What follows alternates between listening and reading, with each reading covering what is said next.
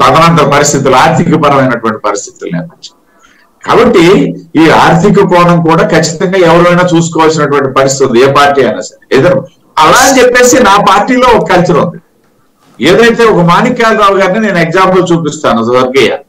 ఆయన ఏమి నా బోర్డు సాధారణ కార్యకర్త, ఆయన్ని ఎమ్మెల్యే చేసింది పార్టీ. కాబట్టి అటువంటి సాహసం కూడా నా పార్టీ చేస్తుంది, చేయదని చెప్పేది నేను అన్నట్లా.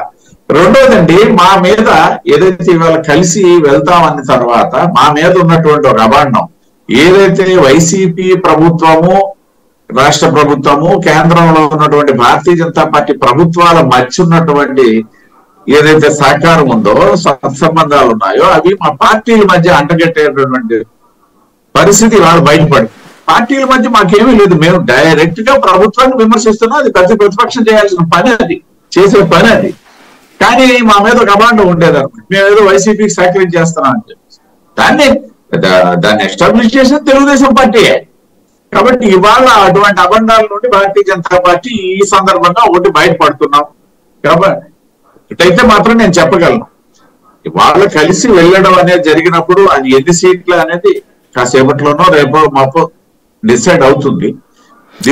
శంకర్ గారు అన్న పాయింట్ ఒకటి మీరు చెప్పాల్సి ఉంది. ఆయన కాంగ్రెస్ లోకి చేరిపోతారన్న భయంతో భారతీయ జనతా పార్టీ ఇవాళ పొత్తుకి ముందుకు వచ్చిందా? ఎందుకంటే నిన్న కాక మొన్న జరిగిన తెలంగాణ ఎన్నికల్లో కాంగ్రెస్ కి మద్దతుగా తెలుగుదేశం పార్టీ వాళ్ళందరూ జెండా పట్టుకుని తిరిగారు.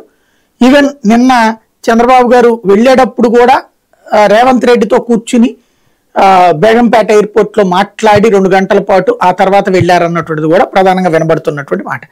అంటే కాంగ్రెస్ పార్టీ, అదే ఇందాక ఆయన శంకర్ గారు చెప్పిన డీకే శివకుమార్ తో టచ్ లోకి కూడా వెళ్ళారండి. అందుకని భయపడి ఇవాళ రోజున ఆయన పెద్ద శక్తిని ఎన్డీఏకి ఇవ్వడం కరెక్ట్ గా, ఇది యూపీఏకి ఇవ్వడం కరెక్ట్ కాదు, ఐఎన్డీఏకి అని చెప్పి భయపడి ఇటు తీసుకొచ్చుకుంటున్నారా?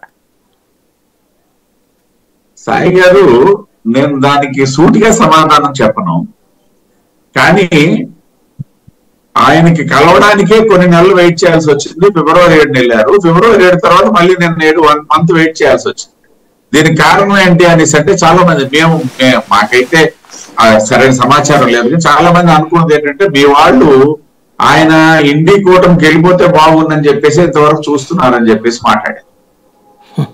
అంటే నేను ఎందుకు చెప్తున్నాను అనేసి అంటే, వాళ్ళ నేను మొదట కూడా చెప్పాను, భారతీయ జనతా పార్టీ ఈవేళ తెలుగుదేశం అలయన్స్ లోకి వెళ్ళడానికి ప్రధాన కారణం జనసేన అధినేత తప్పిస్తే భారతీయ జనతా పార్టీ స్వచ్ఛందంగా ఏ కార్యకర్త రెడీగా లేడు.